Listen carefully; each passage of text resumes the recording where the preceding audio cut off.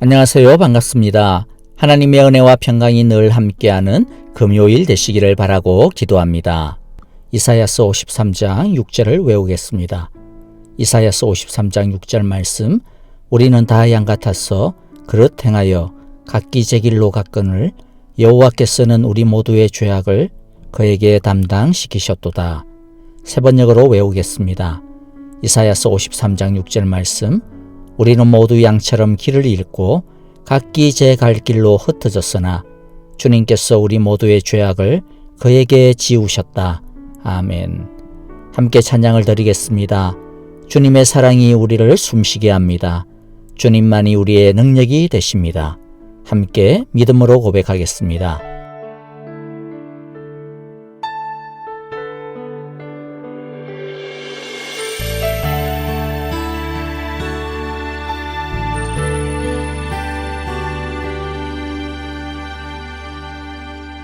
주 사랑이 나를 숨쉬게 해.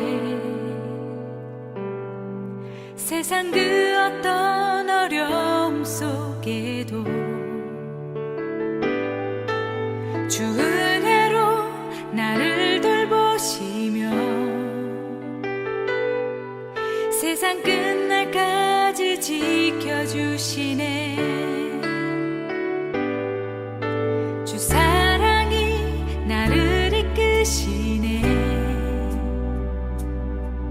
내가 갈 수 없는 그곳으로 주의 사랑 나를 붙드시며 세상 끝날까지 인도하시네. 주님만이 내 아픔 아시며 주님만이 내 맘 어루만지네. 어느 누구도 나를 향하시 주님의 사랑을 끊을 수 없네. 주님만이 내 능력이시며 주님만이 나의 구원이시네.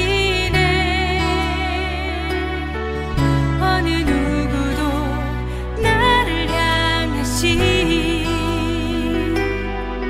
주님의 사랑을 끊을 수 없네.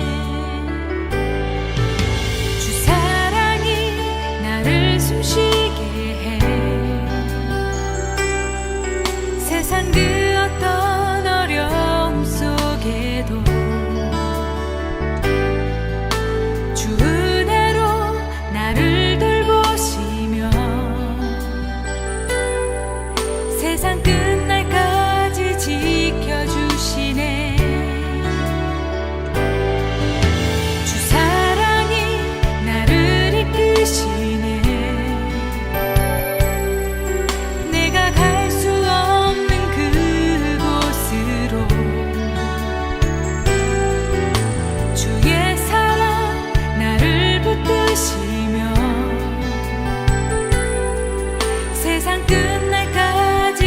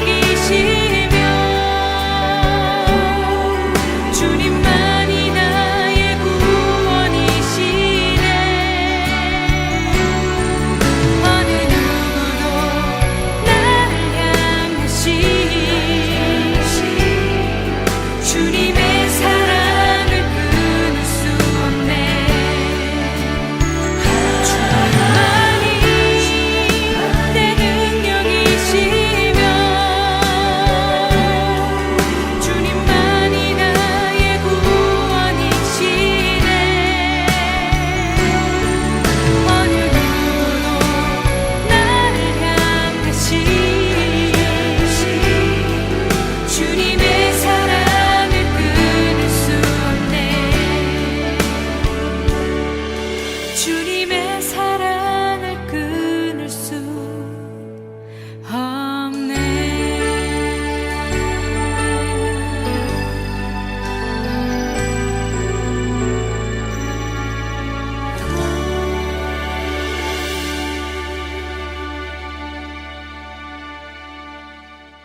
오늘 우리 같이 볼 말씀은요, 예레미야 36장 20절부터 32절입니다. 20절 제가 먼저 읽습니다. 그리고 고관들은 그 두루마리를 서기관 엘리사마의 방에 보관하여 두고 왕궁의 뜰로 들어가서 왕에게 이르러 그 말을 모두 왕에게 전하였다. 전하는 말을 들은 왕은 여우디를 보내어 그 두루마리를 가져오게 하였다. 여우디가 서기관 엘리사마의 방에서 그 두루마리를 가져다가 왕과 왕의 곁에 서 있는 모든 고관들 앞에서 낭독하여 들려주었다.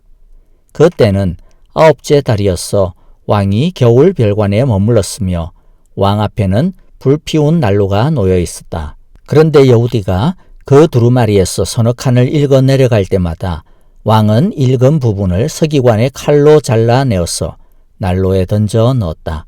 이렇게 왕은 온 두루마리를 다 난로 불에 태웠다. 그런데 왕과 그의 신하들 모두가 이 말씀을 다 듣고 나서도 두려워하거나 슬퍼하면서 자기들의 옷을 찢지 않았다.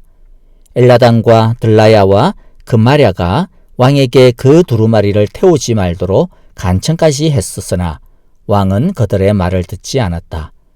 왕은 오히려 왕자 여라무엘을 비롯하여 아스리엘의 아들 스라야와 압디엘의 아들 셀레미아에게 명령하여 서기관 바룩과 예언자 예레미야를 체포하라고 하였다. 그러나 여호와께서 그들을 숨기셨다. 예레미야가 불러주고 바룩이 받아 쓴 그 두루마리를 왕이 태운 뒤에 여호와께서 예레미야에게 다시 다른 두루마리를 구해다가 유다왕 여호야김이 태워버린 첫째 두루마리에 기록하였던 먼저번 말씀을 모두 그 위에 다시 적고 유다왕 여호야김에게 여호와의 말을 전하라고 하셨다. 나 여호와가 말한다. 너는 예레미야에게 왜 두루마리에다가 바빌로니아 왕이 틀림없이 와서 이 땅을 멸망시키고 사람과 짐승을 이 땅에서 멸절시킬 것이라고 기록하였느냐 하고 묻고는 그 두루마리를 태워버렸다. 그러므로 유다왕 여호야김을 두고서 나 여호와가 말한다. 그의 자손 가운데는 다윗의 왕좌에 앉을 사람이 없을 것이요 그의 시체는 무더운 낮에도 추운 밤에도 바깥에 버려져 뒹굴 것이다. 나는 이렇게 여호야김과 그의 자손에게만 아니라 그의 신하들에게도 그들이 저지른 죄를 벌하겠다. 그들뿐만 아니라 예루살렘 주민과 유다 사람에게 내가 경고하였으나 그들이 믿지 않았으므로 내가 모든 재앙을 그들에게 내리겠다. 그래서 예레미야가 다른 두루마리를 구해다가 네리야의 아들 서기관 바룩에게 주었다. 바룩은 예레미야가 불러주는 대로 유다왕 여호야김이 불에 태운 두루마리에 기록한 말씀을 모두 기록하였는데 이번에는 그와 비슷한 말씀이 더 많이 추가되었다. 아멘. 예레미야가 기록한 하나님의 말씀을 먼저 들었던 고관들은 아마 여호야김 왕이 금식을 선포했으니까 하나님의 말씀에 조금은 귀를 기울이지 않을까 하는 기대를 했던 것 같습니다. 그러나 여호야김은 여호야김이었습니다.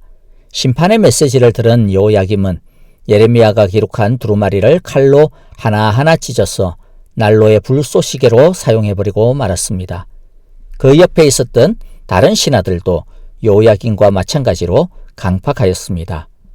옆에서 몇 신하가 두루마리를 태우지 말 것을 간청했지만 여호야김은 눈 하나 꿈쩍하지 않았습니다. 도리어 예레미야와 바룩을 체포해 올 것을 명령했습니다. 하지만 하나님께서 예레미야와 바룩을 숨기셔서 화를 면할 수 있도록 해주셨습니다. 여호야김 왕의 아버지였던 요시야 왕은 성전에서 발견된 율법을 읽어주자 그 말씀을 듣고서 겸손히 자신의 옷을 찢었습니다. 그리고 그 말씀대로 유다의 새로운 영적 부흥에 불을 지피려고 애를 썼습니다. 그러나 여호야김은 자신의 마음과 옷을 찢는 대신에 분노의 칼을 휘둘러 하나님의 말씀을 찢어버리고 말았습니다. 여호야김 왕이 하나님의 말씀을 거부한 이유가 무엇일까요? 그것은 예레미야가 전해준 하나님의 말씀이 자신이 듣고 싶은 그런 말씀이 아니었기 때문입니다. 29절에 보면 여호야김은 왜 바빌론이 쳐들어온다고 말하는가, 그리고 바빌론에 의해 유다가 초토화될 것이라고 왜 예언하는가라고 분노하는 것을 볼 수 있습니다. 자신이 그 듣고 싶어하는 메시지와는 전혀 다른 완전 반대인 메시지였기 때문에 분노한 것입니다. 그런데 여러분, 하나님의 말씀은 골라 듣는 것이 아닙니다. 또 자신의 입맛에 따라 빼거나 더하거나 바꾸어도 안 됩니다. 주시는 말씀 그대로를 들어야 합니다. 여호야김이 착각한 것이 무엇입니까? 자기가 두루마리를 칼로 찢어버리고 불에 태워버리면 하나님의 말씀도 재가 될 것이라고 착각했습니다. 하나님의 말씀은 칼로 찢어지지 않습니다. 불에 태워지지도 않습니다. 오히려 하나님의 말씀을 무시하고 거역하는 사람들이 하나님의 칼에 찔릴 것이요 하나님의 심판의 불에 탈 것입니다. 하나님은 예레미야에게 다시 두루마리에다가 말씀을 기록하라고 합니다. 이것은 절대로 없어지지 않을 하나님의 말씀을 상징합니다. 그리고 오히려 처음 두루마리보다 더 많은 말씀을 기록하게 되었습니다. 그만큼 하나님의 심판이 더하여졌다는 뜻일 것입니다. 몇 가지 마음에 새기면서 말씀을 마무리하도록 합시다. 첫째, 자신에게 하나님의 말씀을 맞추지 말고 하나님의 말씀에 자신을 맞추어야 합니다. 여호야긴 왕처럼 하나님의 말씀을 들을 때 축복의 말씀이나 듣기 좋은 말만 들으려 하고 자신의 죄를 드러내는 말씀이나 심판과 저주의 말씀은 거부하는 것은 바른 신앙이 아닙니다. 우리가 스스로 성경책을 읽을 때나 또는 설교를 들을 때도 마찬가지입니다. 말씀을 편식하면 안 됩니다. 하나님의 말씀 중에 필요 없는 것은 하나도 없습니다. 비록 나의 상황과는 전혀 맞지 않고 내가 생각할 때 나에게 꼭 필요한 말씀이라고 생각되는 것이 들려지지 않는다 하더라도 하나님이 보게 하시고 하나님이 설교를 통하여서 듣게 하실 때에는 다 이유가 있는 것입니다. 하나님의 마음을 찾아보는 우리가 되기를 바랍니다. 하나님이 우리에게 주신 제일 마지막 성경이 무엇입니까? 요한계시록입니다. 요한계시록으로 하나님의 계시는 종결되었다고 말합니다. 그런데 그 마지막 계시인 요한계시록의 마지막 명령, 마지막 경고가 무엇인지 아십니까? 제가 읽어드리겠습니다. 요한계시록 22장 18절부터 19절입니다. 나는 이 책에 기록한 예언의 말씀을 듣는 모든 사람에게 증언합니다. 누구든지 여기에, 즉 성경책을 말합니다. 여기에 무엇을 덧붙이면 하나님께서 그에게 이 책에 기록한 재앙들을 덧붙이실 것이요. 또 누구든지 이 예언의 책에 기록한 말씀에서 무엇을 없애버리면 하나님께서 이 책에 기록한 생명나무와 그 거룩한 도성에서 그가 누릴 몫을 없애버리실 것입니다. 예수님께서도 말씀에는 1.1핵도 더하거나 뺄 수 없다라고 경고하셨습니다. 하나님의 말씀은 우리 마음대로 더해도 안 되고 빼도 안 됩니다. 주시는 대로 받아야 합니다. 다시 말씀드립니다.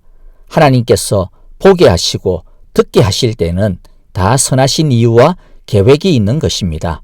둘째, 하나님의 말씀을 들을 때 마음을 찢어야 합니다. 전심으로 들어야 합니다. 하나님의 말씀을 건성으로 듣기 시작을 하면 한 귀로 듣고 한 귀로 흘러버리는 것이 버릇이 되면 처음에는 성령님이 안타까워하십니다. 그래도 듣지 않고 계속 그대로 가면 탄식하십니다. 그리고 마지막에는 소멸됩니다. 소멸된다라고 하는 것은 진짜 성령님께서 떠난다거나 없어진다 그런 뜻이 아니고 우리의 구원이 취소된다는 그런 뜻이 아니고 성령님이 우리 안에 계시기는 하겠지만은 그러나 마치 안 계신 것이나 다를 바가 없이 성령님께서 우리 안에서 아무런 활동을 하시지 못하신다라고 하는 뜻입니다. 야, 어떻게 그럴 수가 있을까? 하나님이신데. 그런데 성령님은 인격적인 분이십니다. 인격적인 것이 무엇입니까? 사랑에 반응하고 또한 거부에 반응하는 것이 인격적입니다. 우리가 거부하고 싫어하고 미워하면 성령님과의 관계가, 하나님과의 관계가 멀어질 수밖에 없습니다. 마음을 완악하게 하지 말고 말씀을 사모하고 사랑하고 겸손히 합시다. 그러면 성령님께서 우리 안에서도 아주 왕성하게 활동하실 것입니다. 셋째, 하나님의 말씀은 스스로 영원히 역사하고 이루시는 것을 기억하시기를 바랍니다. 그러므로 제일 지혜로운 것은 하나님의 말씀에 알아서 기는 것입니다. 알아서 빨리빨리 하나님의 말씀의 열차에 올라타는 것입니다. 자꾸 개기고 자꾸 뺀질거리면 안 됩니다. 우리가 하나님의 말씀에 빨리 올라타면 그만큼 우리는 하나님의 말씀과 함께 달려갈 수 있습니다. 그것이 바로 축복의 지름길입니다. 여호야김처럼 말씀을 거부하면 축복을 거부하는 것이나 다를 바가 없습니다. 말씀을 불태우면 그것은 자신을 불태우는 것이나 다를 바가 없습니다. 하나님의 은혜는 말씀 앞에 겸손히 순종하는 자에게 임하신다라고 하는 것을 우리 모두가 한시라도 잊지 말기를 바랍니다. 주님의 기도를 드리겠습니다. 하늘에 계신 우리 아버지, 아버지의 이름을 거룩하게 하시며 아버지의 나라가 오게 하시며 아버지의 뜻이 하늘에서와 같이 땅에서도 이루어지게 하소서. 오늘 우리에게 일용할 양식을 주시고 우리가 우리에게 잘못한 사람을 용서하여 준 것 같이 우리 죄를 용서하여 주시고 우리를 시험에 빠지지 않게 하시고 악에서 구하소서. 나라와 권능과 영광이 영원히 아버지의 것입니다. 아멘. 찬양과 더불어 기도하겠습니다. 우리 선교사님들을 위하여 기도해 주실 때에 특별히 기찬종 선교사님, 피로 선교사님을 위하여 이번 한 주간 계속 좀 기도해 주시기를 바랍니다.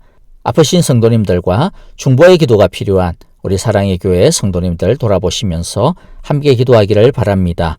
특별히 박윤경 전도사님, 한국에서 치료 중에 있는 김윤호 아기, 그리고 허리 디스크 수술 후 지금 회복 중에 계시는 진봉자 집사님을 위하여 기도해 주시기를 바랍니다. 하나님의 말씀에 올라타서 하늘복 누리시는 금요일 되시기를 원하고 기도합니다. 감사합니다. 안녕히 계십시오.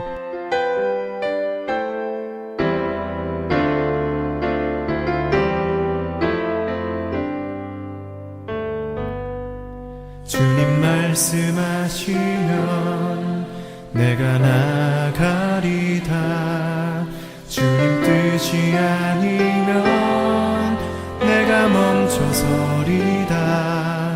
나의 가고 서는 것 주님 뜻에 있으니 오 주님 나를 이끄소서.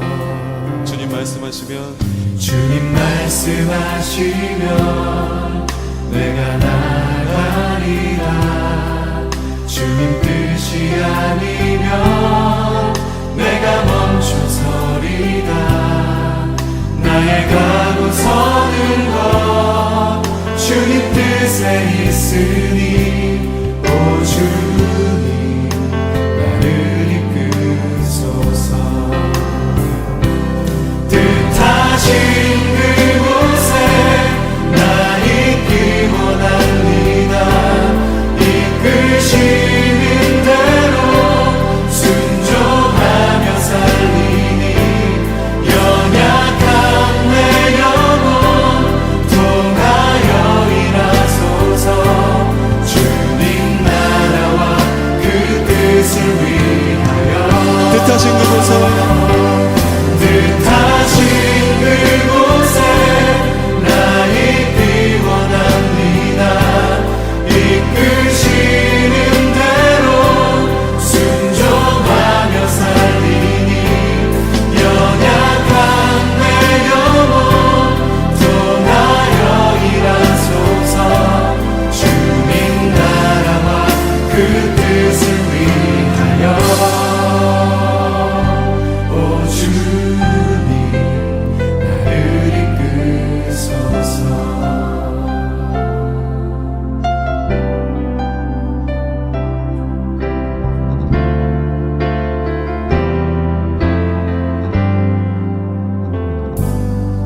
주님 말씀하시면 내가 나가리라. 주님 뜻이 아니면 내가 멈춰서리다. 나의 가고 서는 것 주님 뜻에 있으니 오 주님 나를 이끄소서. 뜻하신 뜻하신